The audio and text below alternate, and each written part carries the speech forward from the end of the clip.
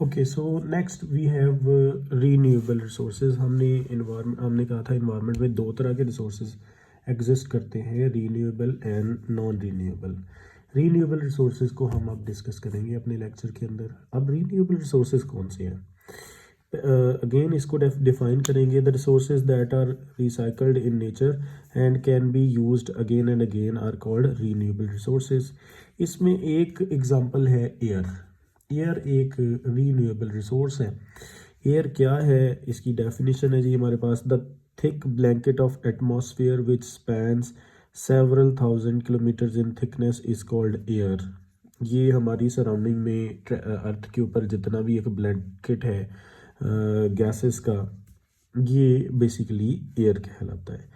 अब एयर की कंपोजिशन बहुत ज़्यादा इंपॉर्टेंट है, एमसीक्यू भी आ सकता है, शॉर्ट क्वेश्चन भी आ सकता है।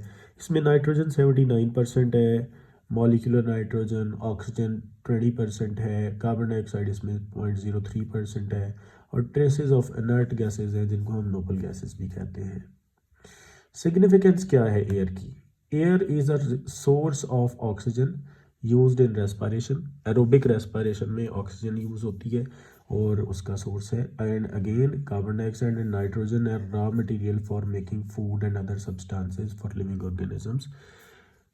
कार्बन डाइऑक्साइड फोटोसिंथेसिस में यूज होगी, जिससे जो है वो फूड प्रोडक्शन होगी। नाइट्रोजन जो है एज नाइट्रेट्स प्लांट्स जो है वो अपटेक करते हैं, और मॉलिक्यूलर नाइट्रोजन जो है वो भी प्रिकर्सर है for the synthesis of nitrogen containing molecules. फिर एयर पोल्यूशन। एयर पोल्यूशन क्या है? अगर एयर के अंदर जो गैसेस हैं उनकी कंपोजिशन चेंज हो जाती है और उसमें ऐसी गैसेस जो हैं वो एग्जिस्ट करने लग जाती हैं जो इन्वायरमेंट को डिस्टर्ब करें, तो हम इसको कहते हैं air pollution. Air becomes polluted due to urbanisation and automobiles. Automobiles जो हैं और अर्बनाइजेशन की वजह से एयर पोल्यूशन का शिकार हो रही है। हार्मफुल गैसेस जो एयर पोल्यूशन के लिए रिस्पॉन्सिबल कौन कौन सी गैसेस हैं, ये अब शॉर्ट क्वेश्चन में आएगा। कार्बन मोनोऑक्साइड, हाइड्रोकार्बन्स और oxides of nitrogen, oxides of sulphur. ये तो हमने पढ़ा भी हुआ है कि oxides of nitrogen and oxides of sulphur जो है they result in the acid rain. ठीक है, इफ़ेक्ट्स क्या है इसके? एसिड रेन है और ग्रीन हाउस इफेक्ट है। ये दोनों बड़े इंपॉर्टेंट इसके साइड इफ़ेक्ट्स हैं एयर पोल्यूशन के। उसके बाद दूसरा रीन्यूएबल रिसोर्स हमारे पास आता है, that renewable resource is water. और ये एमसीक्यू में बहुत ज़्यादा इंपॉर्टेंट है वैल्यू के about 70% of the earth surface is covered with water. Water is major constituent in the body of living organism. 70 to 90% of living organism की body के अंदर वाटर पाया जाता है एवरेज, और 97% water is in sea and oceans. यानी ये total अर्थ का एरिया 70% जो कवर्ड है विद वाटर, उस 70% एरिया में जो पानी पाया जाता है उसमें से 90% वाटर सी वाटर है, मैरीन वाटर है। 2% is frozen ice caps and 1% जो है वो लेक्स, रिवर्स और स्ट्रीम्स के अंदर पाया जाता है। ये वाली वैल्यूज इंतहाई इंपॉर्टेंट है एमसीक्यू के पॉइंट ऑफ व्यू से। और यूजेज इसका क्या है पानी का? डोमेस्टिक यूजेज 10% है, घरों में इस्तेमाल जो होता है। इरिगेशन यूजेज जो है यानी फसलों को पानी देने के लिए, जो फसलें उगाने के लिए जो पानी यूज़ होता है वो 90% है, यानी सबसे ज़्यादा हम उसमें यूज़ कर रहे हैं। As raw material to make food, stuffs, drinks and detergents भी यूज़ होता है ये पानी। ठीक है, और NaCl is obtained from sea water used in cooking।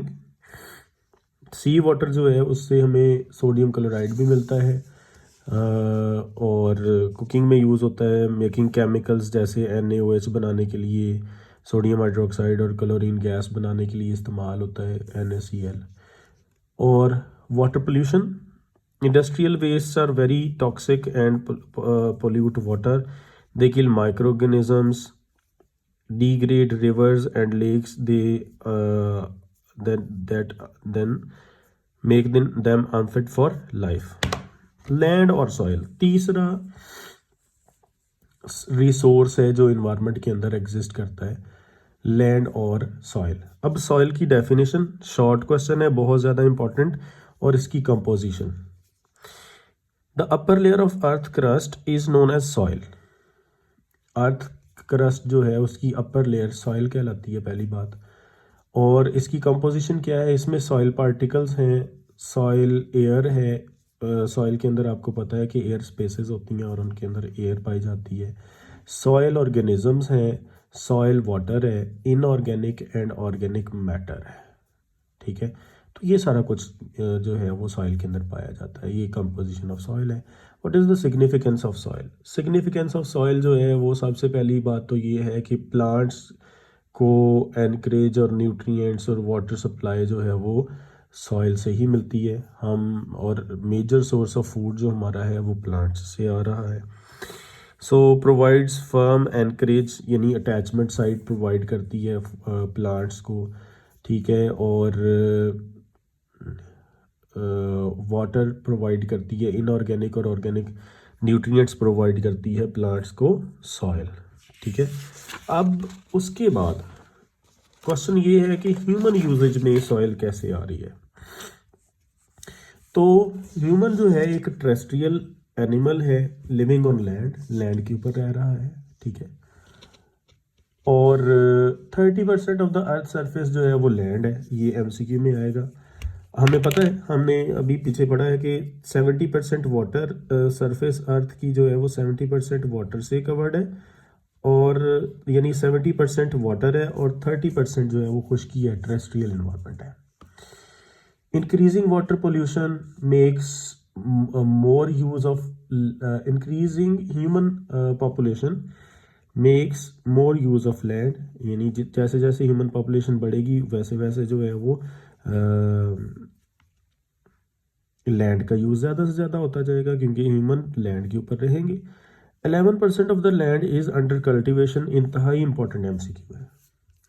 ये वाली वैल्यूज़ हमने अभी तक जो पढ़ी हैं, हमने ये पढ़ा है कि 30% एरिया लैंड है, टेरेस्ट्रियल खुश्की है, 70% area is covered with water, उसमें जो है वो मेजर पार्ट उसका 97% ओशंस और सीज़ है, और फिर जो है 3% जो है वो फ्रेश वाटर है, उसमें भी आइस कैप्स है और वो सारा कुछ लेक्स है और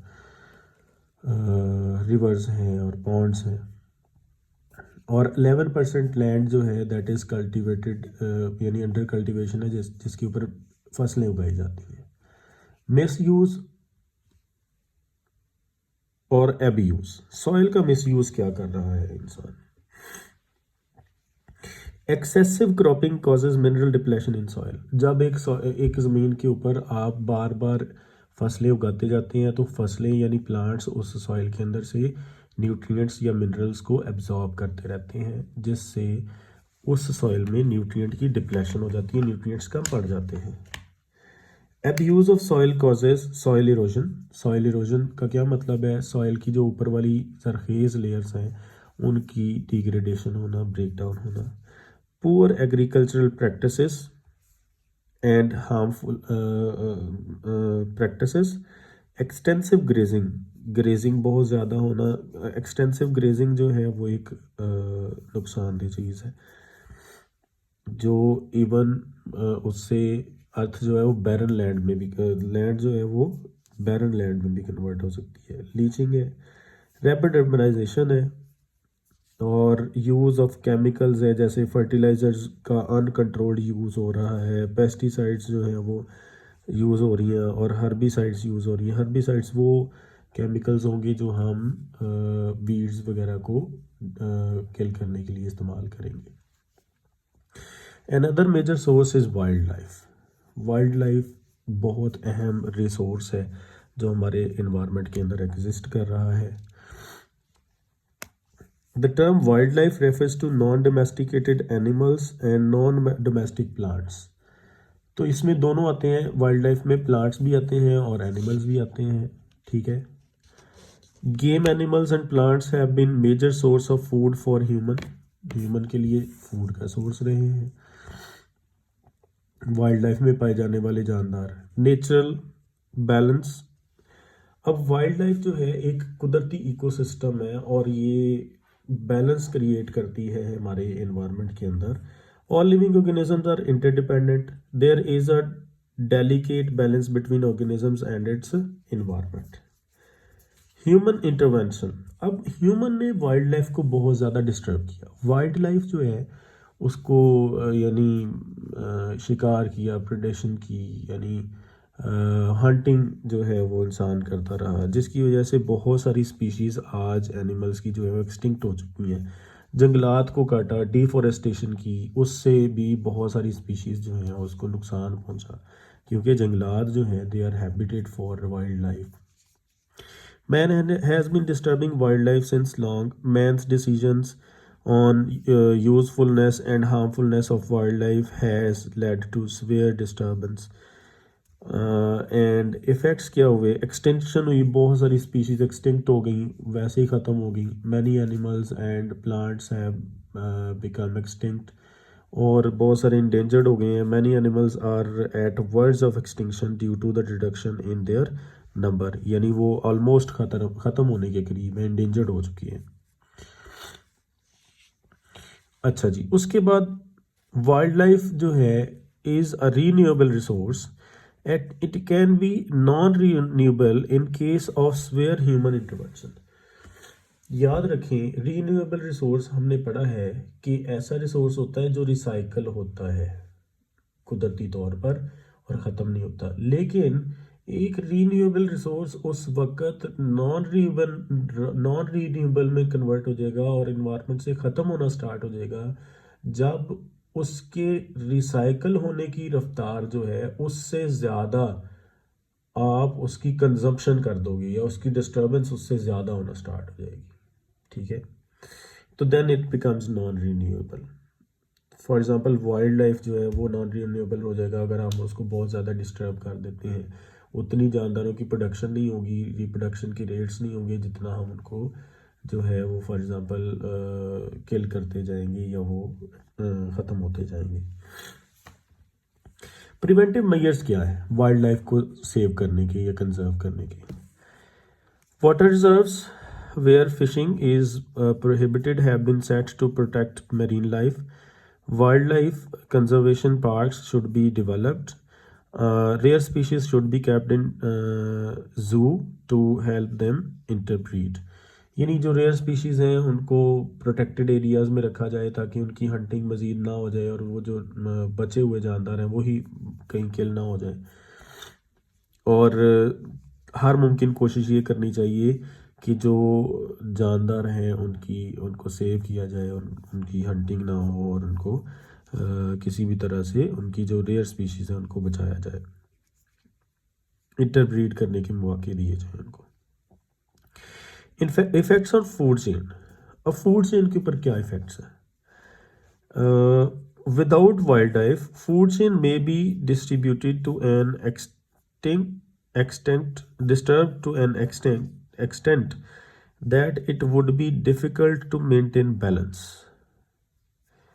और यानी वाइल्ड लाइफ हमारी फूड चेन का एक मेजर पार्ट है। अगर वाइल्ड लाइफ डिस्टर्ब हो जाएगी तो फूड चेन को मेंटेन करना ही मुश्किल हो जाएगा। Increasing human impact on wildlife jeopardize its existence. जैसे जैसे इंसान जितना ज़्यादा इम्पैक्ट कर रहा है वाइल्ड लाइफ को उतना उसकी जो सर्वाइवल है या उसका जो यानी एग्जिस्टेंस है वो ख़तरे में है।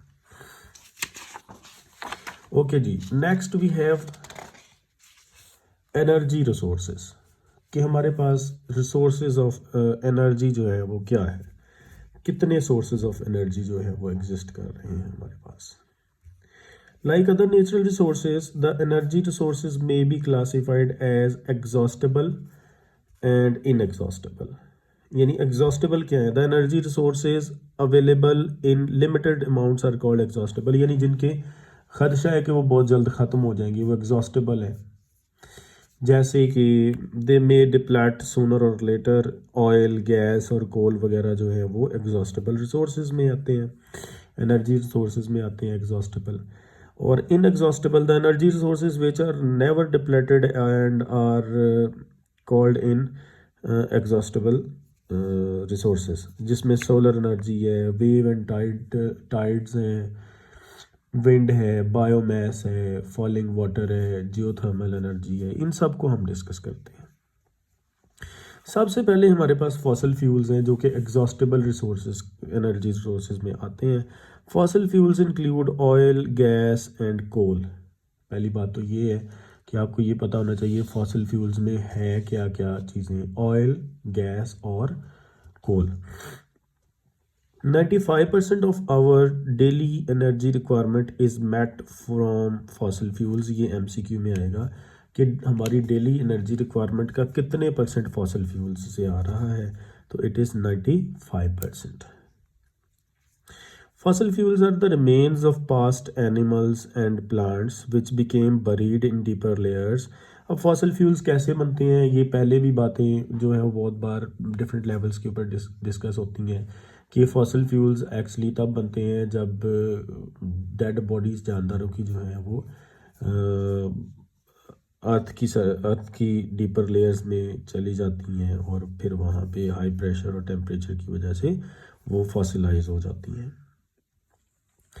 पाकिस्तान के जो फॉसिल रिजर्व्स हैं वो Pakistan contains reserves of oil gas and coal. Extensive drilling is being carried out in various regions of Pakistan for oil and fossil fuels are exhaustible, may affect the life of future citizens by depletion। यानी future में खदशा है कि fossil fuels exhaust हो जाएंगे, ख़त्म हो जाएंगे और जो फ्यूचर सिटीजन्स हैं उनको एनर्जी रिसोर्सेज जो हैं वो लिमिटेड हो जाएंगे उनके लिए, क्योंकि हमारा जो 95% एनर्जी कंजम्पशन है एक्चुअली वो आ रही फॉसल फ्यूल्स से ही है। तो फ्यूचर में अगर ये डिप्लेट हो जाते हैं तो ये खदशा है कि फ्यूचर सिटीजन्स जो हैं उनमें एनर्जी क्राइसिस डेवलप हो जाएगा, जो इन दिनों में एनर्जी क्राइसिस से ही गुजर रही है वर्ल्ड। अच्छा, hydro electric power. Electric power derived by utilizing the energy of falling water is called hydroelectric power। जैसे डैम्स वगैरह के अंदर जब हम बहते हुए पानी की एनर्जी को यानी उसकी काइनेटिक एनर्जी को यूज़ करके जो है वो टरबाइंस को रन करते हैं और उन टरबाइंस से फिर जो है वो इलेक्ट्रिसिटी प्रोड्यूस होती है, तो इसको हम हाइड्रो इलेक्ट्रिक पावर कहते हैं। Rain is a renewable resource which gets its energy from sunlight. Rain produce ही होती है सनलाइट की एनर्जी से। कैसे? पानी इवेपोरेट होता है when it gets energy from sunlight और वो फिर इवेपोरेटेड वाटर जो है वो क्लाउड्स में कन्वर्ट होता है, क्लाउड्स फिर जो है वो बरसते हैं। हिली एरियाज़ में जब बारिश बरसती है तो वो पीक्स से रन करती हुई नीचे आती है, उस फ्लोइंग वाटर की एनर्जी को यूज़ किया जाता है टरबाइंस को रन करने के लिए और उससे एनर्जी इलेक्ट्रिसिटी प्रोड्यूस होती है।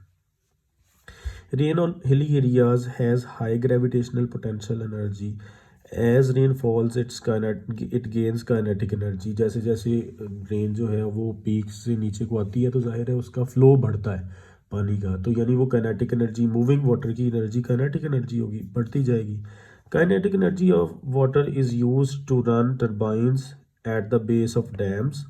जैसे यहाँ पे ना एक डायग्रामेटिक रिप्रेजेंटेशन है कि यहाँ पे फॉर एग्जांपल एक पीक है, उसके ऊपर रेनफॉल हो रहा है और रेनफॉल की वजह से पानी जो है वो अब बहेगा हिली एरिया से, जब आएगा और नीचे यहाँ डैम में उसको स्टोर किया जाएगा और आगे फिर डैम की बेस पे एक टरबाइन लगी हुई है और इसी रनिंग वाटर को जब टरबाइन से गुजारा जाएगा, टरबाइन घूमेगी और उससे इलेक्ट्रिसिटी प्रोड्यूस होगी। Another source of energy is wind power। So wind power जो है ये क्या है, सबसे पहले तो विंड क्या होती है। The air in motion is wind called wind, यानी चलती हुई हवा जो है वो विंड कहलाती है। और इस चलती हुई हवा की काइनेटिक एनर्जी को यूज़ करके भी हम टरबाइंस को रन कर सकते हैं। बहुत सारे एरियाज जहाँ पे हवाएं जो है वो चलती हैं, जैसे बहुत सारे डेजर्ट लैंड्स और जो साहली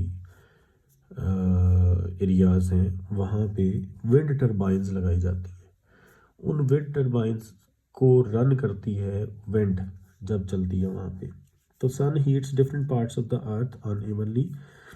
एंड अब विंड क्रिएट कैसे होती है, वो एरिया जहाँ पे हीट ज़्यादा है वहाँ की वार्म एयर जो है, for example here is an area, यहाँ की जो अर्थ है या यहाँ पे टेम्परेचर बहुत ज़्यादा है, यहाँ से क्या होगा, यहाँ पे जो एयर है वो वार्म होके ऊपर को उठेगी। वार्म एयर जो है वो उसके मॉलिक्यूल्स ऊपर को उठते हैं।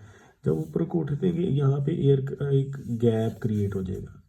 सो इस गैप को क्रिएट करने के लिए इर्द गिर्द फिल करने के लिए इर्द गिर्द से हवा इधर को मूव करेगी, जिससे विंड यानी क्रिएट होगी, यानी मूव करना चल लग जाएगी हवा। यानी वार्म एरियाज में हवा के ऊपर उठने से एक गैप क्रिएट होता है, और उस गैप को फिल करने के लिए इर्द गिर्द के एरिया से जब हवा आती है तो फिर वो जो है वो विंड की शक्ल इख्तियार कर जाती है। वार्म एयर राइजेस अप और cooler air flows as winds to take its place.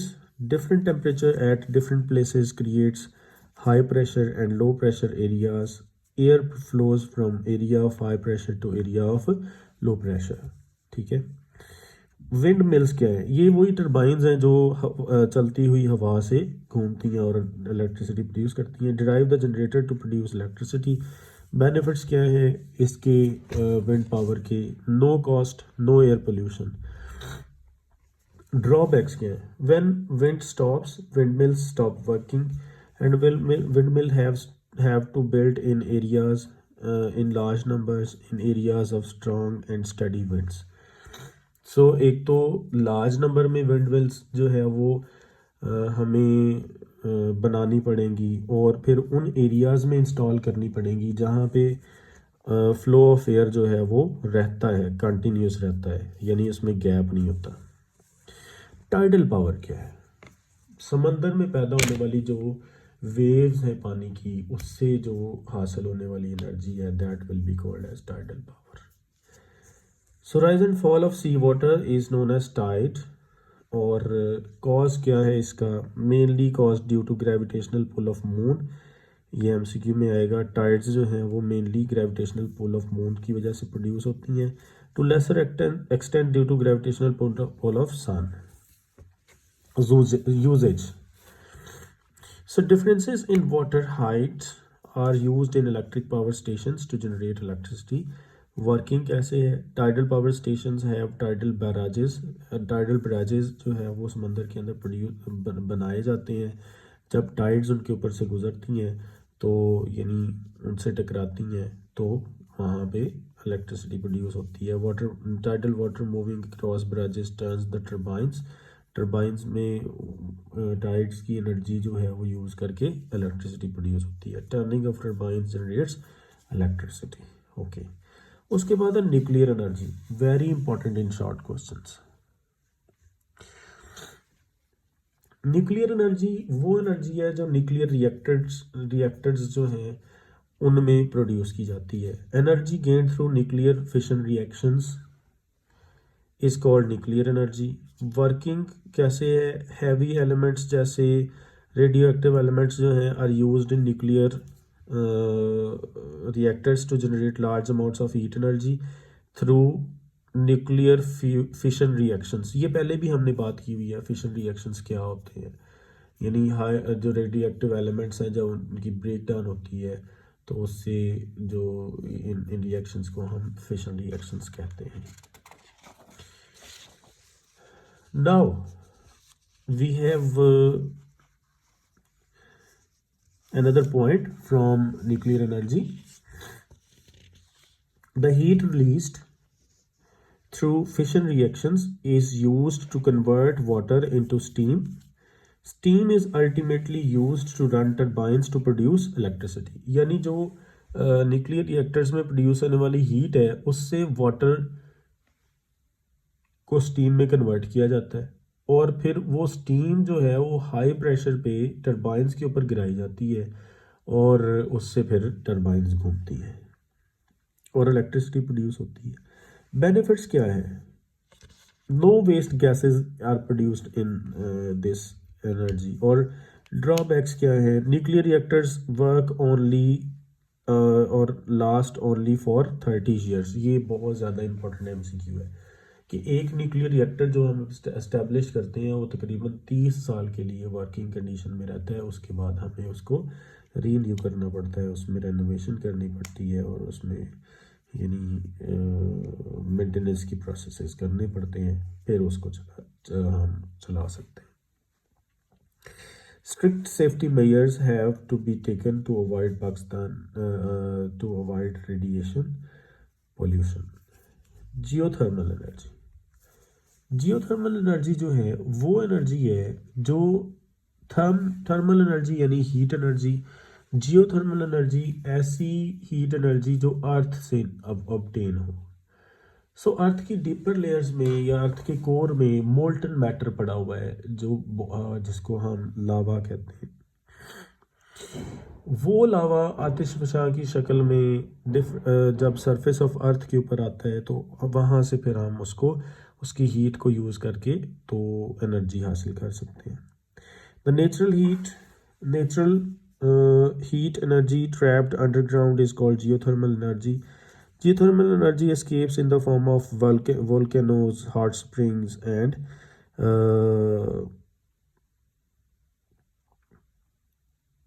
ये गेजर्स। ठीक है, इन फॉर्म्स में जो है वो energy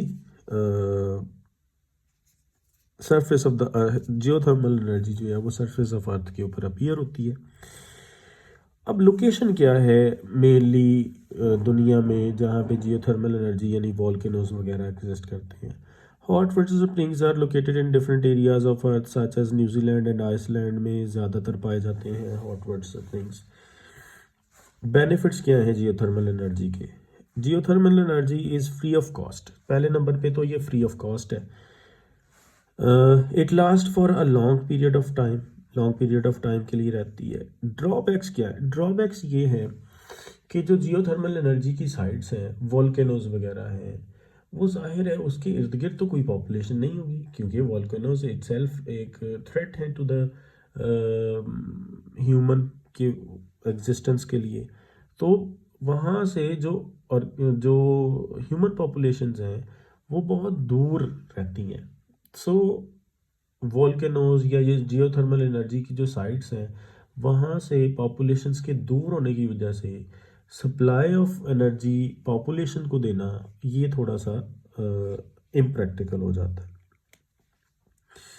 so drawbacks, geothermal sites are usually located always from away from consumers. It makes harnessing energy impractical. Harmful substances such as boron, oxides of sulfur are also released with hot water। यानी जो ये hot water springs वगैरह होते हैं इनमें ये वाले substances भी मौजूद रहते हैं। उसके बाद हमारे पास है जी सॉलिड वेस्ट। सॉलिड वेस्ट क्या है?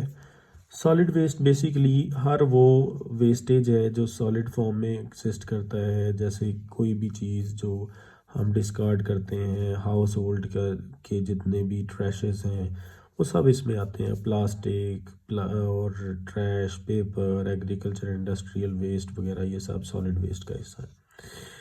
यूटिलाइजेशन क्या है? Solid waste can be utilize through hydrogenation और पायरोलाइसिस और डिस्ट्रक्टिव डिस्टिलेशन और bio conversion to produce oil and gas. यानी इन प्रोसेसेस के ज़रिए से हाइड्रोजनेशन, पायरोलाइसिस और डिस्ट्रक्टिव डिस्टिलेशन और बायो कंजर्वेशन की प्रोसेसेस के थ्रू सॉलिड वेस्ट को हम ऑयल और गैस में कन्वर्ट कर सकते हैं। This is very important. अच्छा, और ये तो एमसीक्यू में आएगा। Destructive distillation is also known as pyrolysis. Benefits क्या है? चीप सोर्स ऑफ एनर्जी है, prevents possible threat of land and water pollution जाहिर है अगर हम इसको डिस्कार्ड नहीं करते हैं या इससे एनर्जी नहीं हासिल करते हैं तो अल्टीमेटली ये इन्वायरमेंट में पोल्यूशन का बायस बनेगा। ओके जी, इट्स ऑल।